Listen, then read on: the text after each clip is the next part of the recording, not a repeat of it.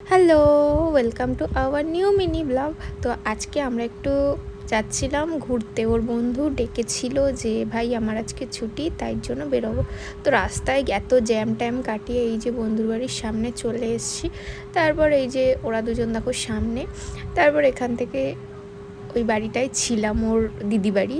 তারপর এখানে এসে একটুখানি এরা দাঁড়ালো, চা ফা খেলো। তারপর আমরা বেরিয়ে যাচ্ছিলাম হচ্ছে যাত্রাগাছি ব্রিজ ক্রস করে ওপারে ডিএলএফের ওদিকে। তারপর এখানে আমি একটু ওই জোনি হোটেলটা দেখাচ্ছিলাম, এখন পর্যন্ত জানতে পারিনি ওই হোটেলটা কী বৃত্তান্ত। তারপরে এখানে এসে ডিএলএফের সামনে এসে একটু বসেছিলাম, সবাই এখানে গাড়িটা পার্কিং করে রাখলো ওরা দুজনে।